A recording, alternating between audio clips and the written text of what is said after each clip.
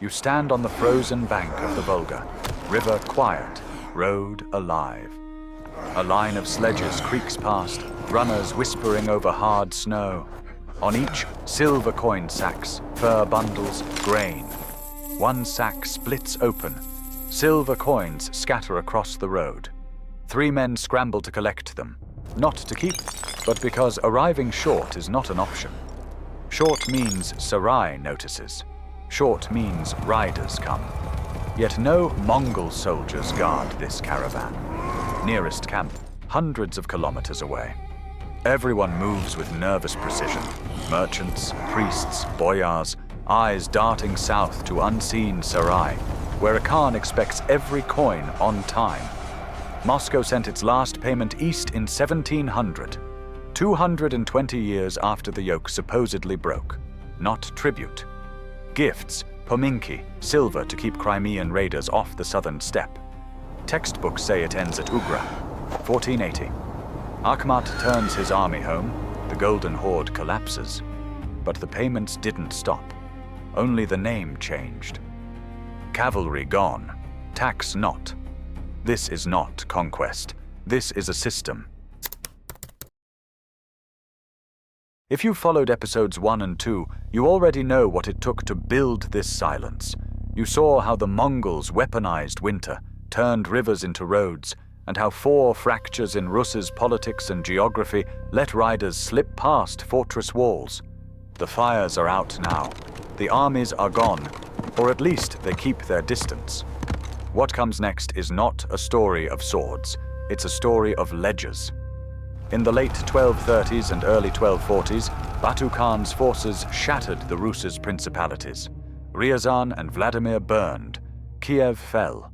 The political map of Kievan Rus dissolved into a patchwork of battered city-states. Kiev, once home to tens of thousands of people, on par with major European cities, was left with only a few hundred houses standing. Most of its people were dead, enslaved, or scattered. But once the fires died down, the Horde faced a different problem. An empire of ashes cannot pay. Out on the Volga steppe, in Sarai, the question was no longer, how do we conquer Rus? That had already been answered. The new question was colder. How do you turn this fractured, forested, winter-bound region into a reliable revenue stream, without the cost of occupying it? Imagine you are a Rus's prince in the 1250s.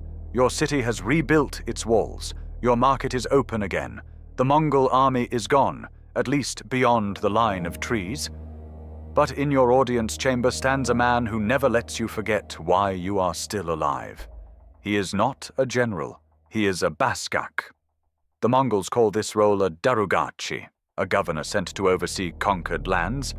In Rus's, he becomes the basqaq, the overseer of taxation, conscription, and surveillance, answering not to you but to the Khan in Sarai. He does not replace you as prince. He sits beside you, a foreign shadow leaning over your local institutions. He watches your boyars. He checks your accounts. He makes sure that when the Horde demands a levy of men, horses, or silver, you do not discover that your lands are suddenly empty. Often, these basqaqs are drawn from the Khan's own guard, men whose lives depend directly on the Imperial center.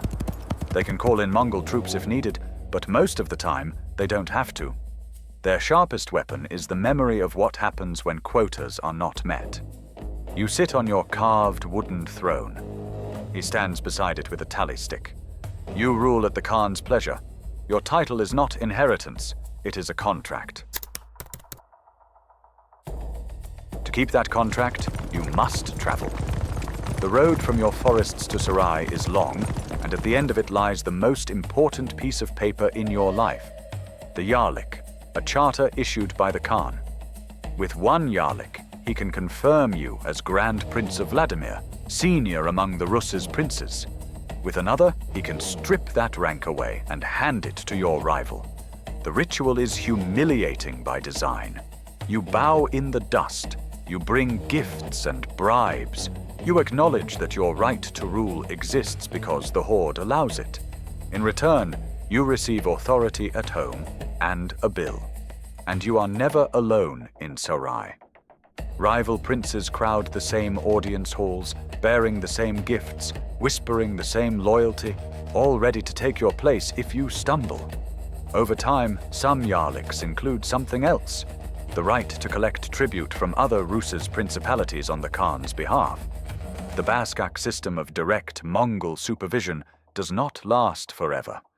After uprisings and political shifts in the early 14th century, many basqaqs are withdrawn. Instead, the Khan leans on one grand prince as his chief tax collector.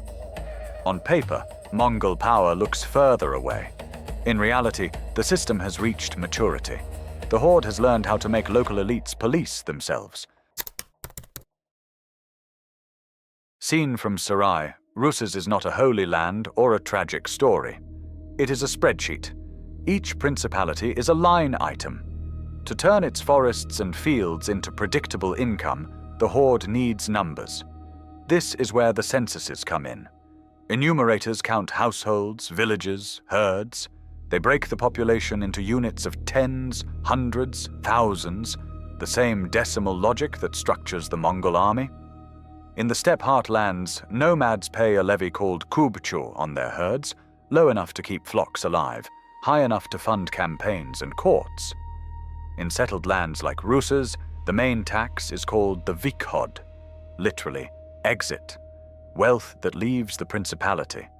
It functions as a land and income tax. A tithe-like slice of production and trade is assessed, converted into silver, and sent downriver to Sarai.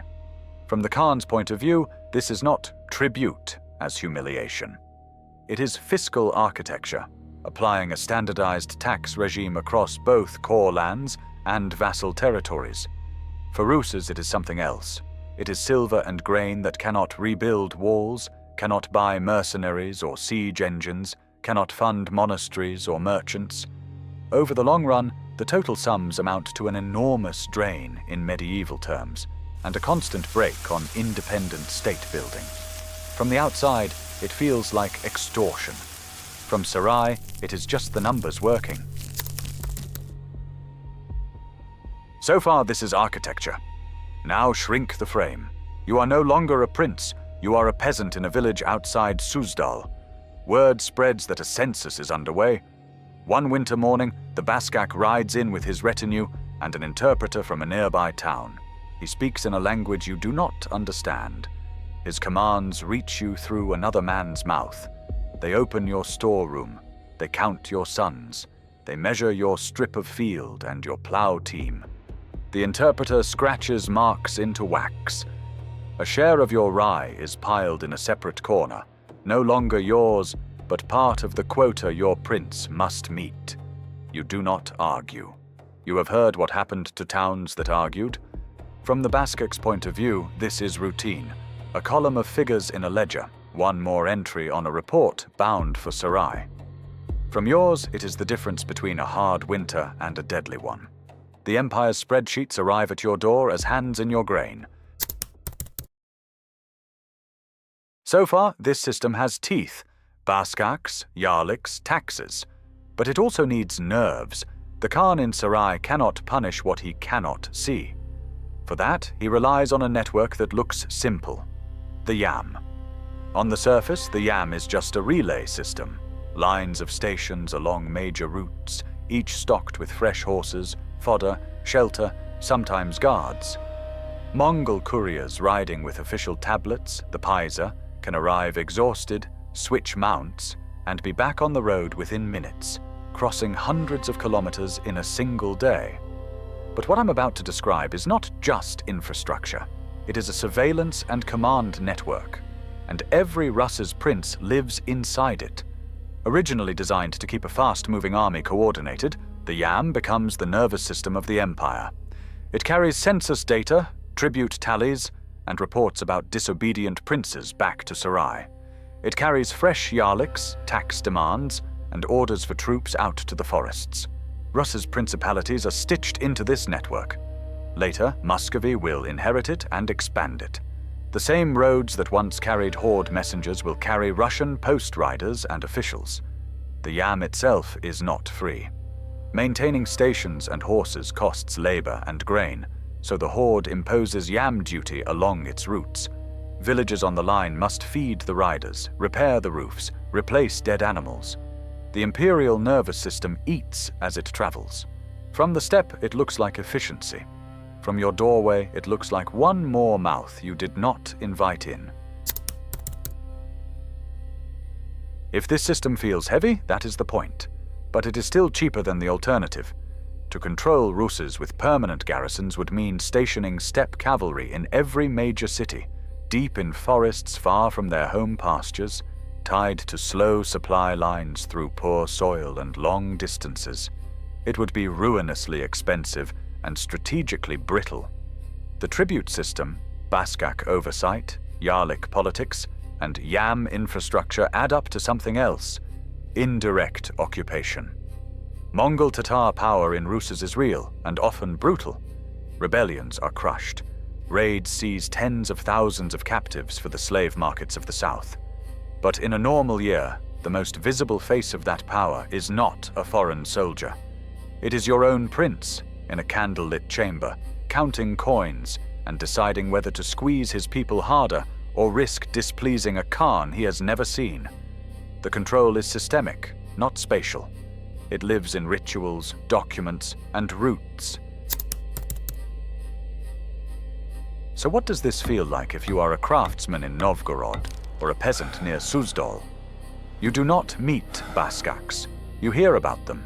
You see their proxies, local interpreters, lesser tax collectors, sometimes men from your own community who have entered Horde service. Every courier bearing a paiser expects food, shelter, and fresh horses, backed by both your prince and the distant steppe. At the same time, the Orthodox Church often enjoys exemptions and protections. Your saints' days continue. Parish bells ring. Local courts still sit. On the surface, your village life can look familiar. The pressure is constant but indirect. The hand on your shoulder might wear a Mongol signet ring, or it might belong to your own prince. Now shift the camera. Walk into a small but ambitious principality on the Upper Volga in the 14th century.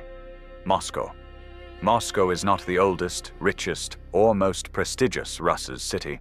It has no ancient cathedral like Kiev, no great popular assembly like Novgorod. What it has is a clear understanding of the system it lives inside, and a prince willing to use it.